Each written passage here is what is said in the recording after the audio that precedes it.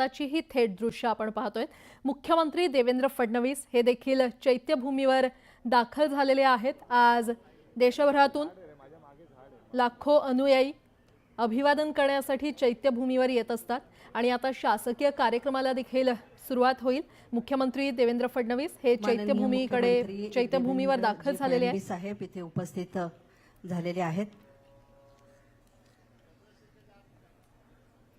त्यांच्या बरोबर माजी मंत्री आमदार दीपक केसरकर हेही इथे उपस्थित होत आहेत।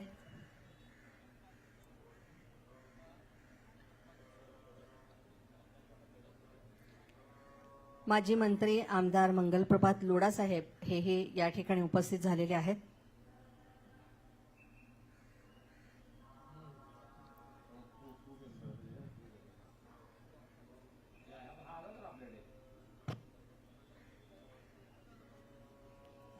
माननीय मुख्यमंत्री देवेंद्रजी फडणवीस साहेब आज इथे उपस्थित झालेले आहेत।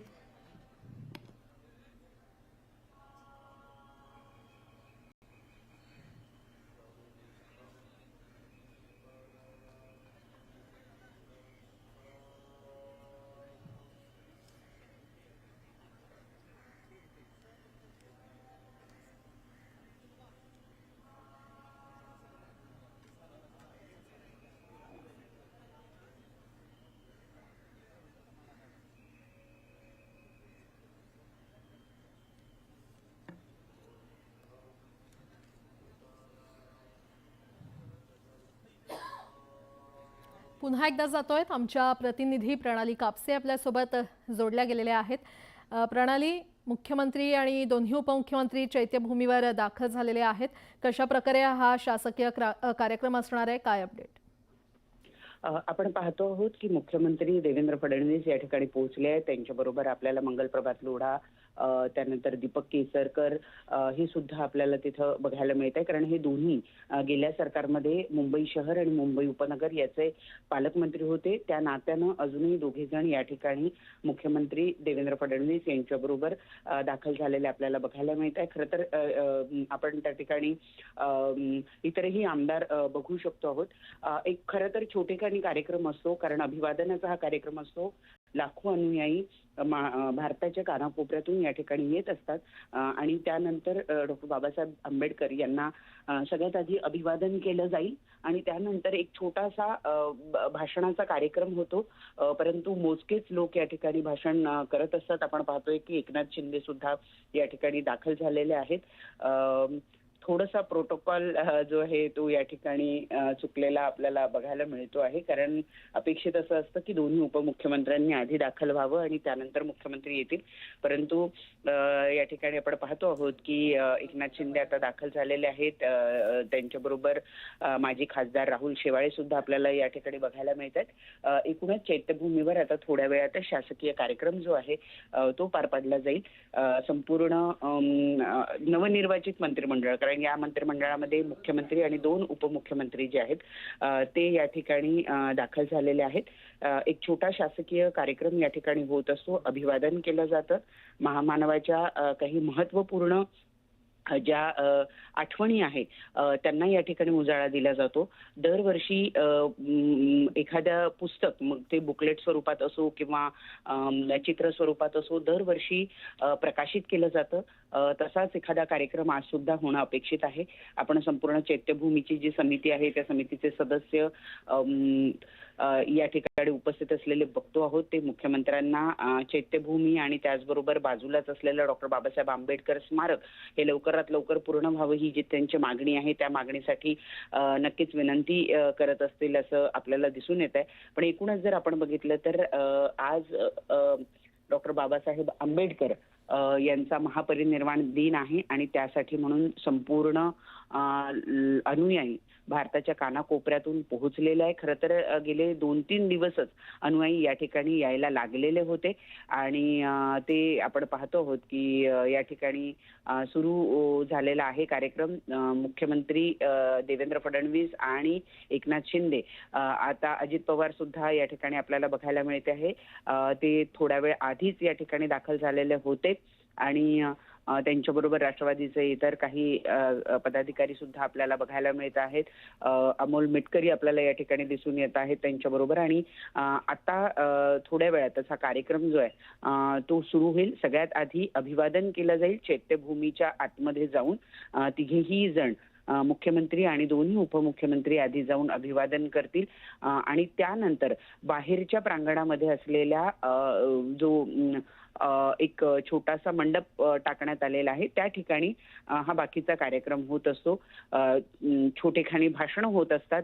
आपल्या मागण्या ज्या काही आहे आंबेडकरी समुदायाच्या त्या मागण्या त्या ठिकाणी सादर केल्या जातात मुख्यमंत्र्यांना आणि सोबतच एखाद्या पुस्तिकेचं प्रकाशन सुद्धा या निमित्तानं केलं जात असतं.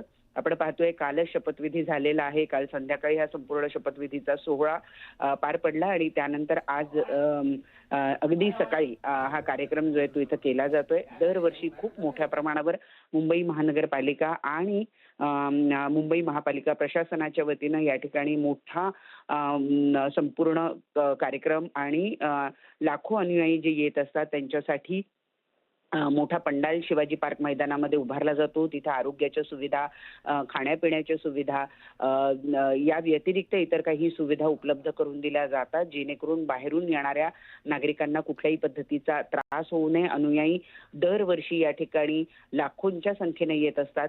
म्हणूनच गेले काही वर्ष आपल्याला माहिती आहे की 2 ते 3 वर्षांपूर्वी एक वादळ आलं होतं आणि त्या वादळानं नेमका 6 तारखेला खूप मोठा गोंधळ या ठिकाणी उडालेला होता. कारण मंडप पूर्णपणे उद्ध्वस्त झाला होता आणि तेव्हापासून आपण जर बघितलं तर संपूर्ण व्यवस्था अधिक चोख केली जाते.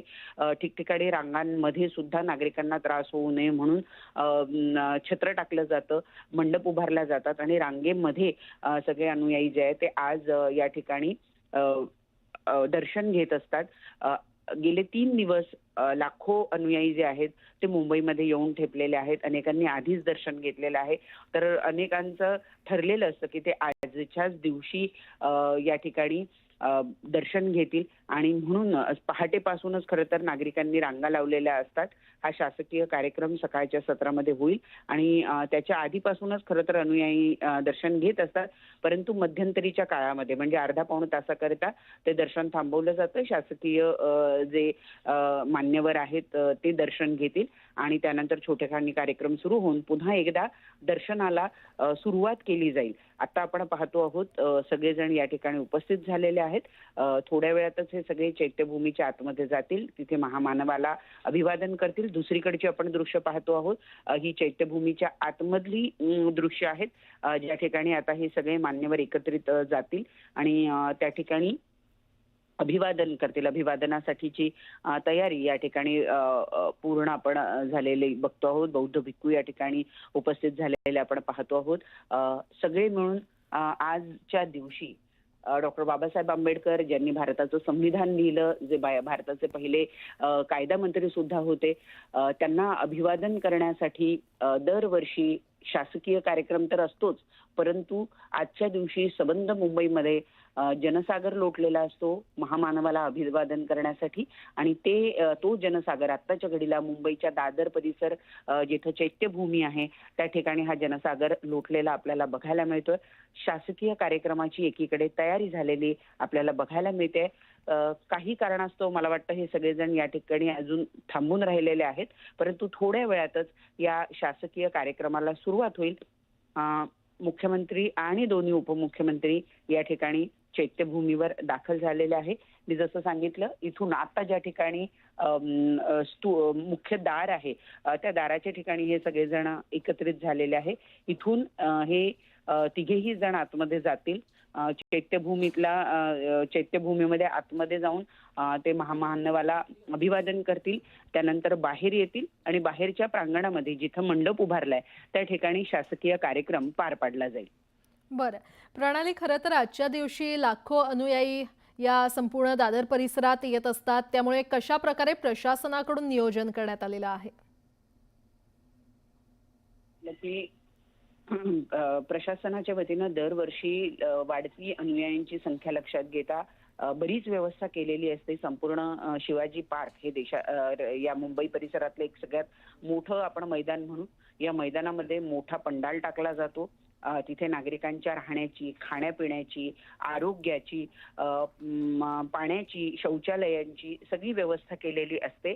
आणि त्याचबरोबर जे लोक आज मुंबईच्या कानाकोपऱ्यातून येत असतात, मुंबई, ठाणे, डोंबिवली या परिसरातून एका दिवसामध्ये येणं शक्य असतं, अशा भागातल्या नागरिकांसाठी रांगांचं नियोजन केलेलं असतं. त्याचबरोबर वाहतूक व्यवस्था जी आहे ती सुद्धा आजच्या दिवशी थोडीशी डायव्हर्ट केलेली असते. विशेषतः हा जो संपूर्ण परिसर आहे, चैत्यभूमी आणि त्याच्या आजूबाजूचा परिसर, हा परिसर वाहतुकीसाठी बंद केलेला असतो. सर्वसाधारण वाहनांसाठी केवळ VVIPंची वाहनं जी आहे, जी आज दर्शनासाठी या ठिकाणी येणार आहेत, त्यांनाच केवळ आतमध्ये परवानगी दिली जाते. आणि त्यामुळे आपण पाहतो की आताच्या घडीला हा संपूर्ण जो परिसर आहे हा जनसागर या ठिकाणी लोटलेला असतो. लहान मुलं, अबालवृद्ध सगळेच आजच्या दिवशी महामानवाला अभिवादन करण्यासाठी येत असतात. आणि त्यामुळे या संपूर्ण परिसरामध्ये प्रशासकीय यंत्रणा अगदी व्यवस्थित पद्धतीनं काम करत असते. मग ती मुंबई महानगरपालिका असो किंवा मुंबई पोलीस असो, यांच्या वतीनं सगळं नियोजन या ठिकाणी योग्य पद्धतीनं पार पाडलं जातं. त्यासाठी कित्येक दिवस आधीपासून संपूर्ण तयारी केली जाते.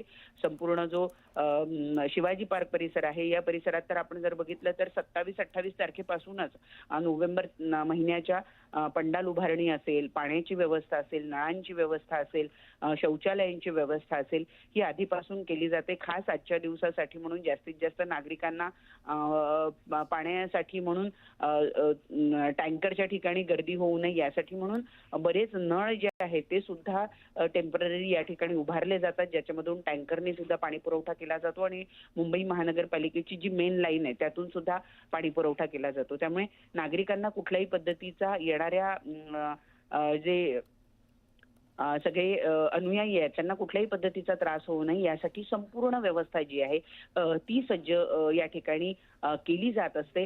आजचा एक दिवस अतिशय महत्त्वाचा दिवस असतो. अनुयायी हजारो किलोमीटर, लाखो किलोमीटरचं अंतर पार करून आजच्या दिवशी मुंबईमध्ये येत असतात. आणि त्यामुळे आपण जर बघितलं तर संपूर्ण व्यवस्था प्रशासनाच्या वतीनं दरवर्षी जास्तीत जास्त चोख आणि चांगली व्यवस्था देण्याचा प्रशासनाचा प्रयत्न असतो. आणि त्यासाठी म्हणून आपण जर बघितलं, मला वाटतं आता राज्यपालांची वाट बघितली जाते आहे. राज्यपाल आल्यानंतर या शासकीय कार्यक्रमाला सुरुवात होईल. मुख्यमंत्री आणि दोन्ही राज्यपाल सुद्धा येऊन या ठिकाणी दाखल झालेले आहे असं कळतं आहे. आणि त्यामुळे थोड्या वेळातच आता या शासकीय कार्यक्रमाला सुरुवात होईल. राज्याचे प्रमुख या नात्यानं, राज्याचे प्रथम नागरिक या नात्यानं आपण जर बघितलं तर राज्यपाल सगळ्यात आधी अभिवादन करतील आणि त्यानंतर राज्यपाल दाखल झालेले आहेत. आपण पाहतो आहोत या ठिकाणी मुंबई शहरचे पालकमंत्री या नात्यानं आपण पाहतो आहोत की मंगलप्रभात लोढा या ठिकाणी त्यांना रिसीव्ह करण्यासाठी गेलेले होते. त्यांनी त्यांचं स्वागत केलेलं आहे आणि या ठिकाणून आता आपण पाहतो की राज्यपाल महोदय पोहोचलेले आहेत. दोन्ही उपमुख्यमंत्री आणि मुख्यमंत्री त्यांचं अभिवादन करतायत आणि यानंतर आता कार्यक्रमाला सुरुवात होईल. राज्यपाल यांच्याबरोबरच मुख्यमंत्री देवेंद्र फडणवीस, उपमुख्यमंत्री एकनाथ शिंदे, उपमुख्यमंत्री अजित पवार हे आता मुख्य स्तूपाकडे जातील, ज्या ठिकाणी डॉक्टर बाबासाहेब आंबेडकर यांच्या अस्थी आणि त्याचबरोबर पुतळा जो आहे तो आहे त्या ठिकाणी जाऊन आता हे दोघेही जण, हे सगळेच जण त्यांना अभिवादन करतील आणि त्यानंतर शासकीय कार्यक्रम जो आहे तो पार पाडला जाईल. बरं, प्रणाली, धन्यवाद या माहितीसाठी.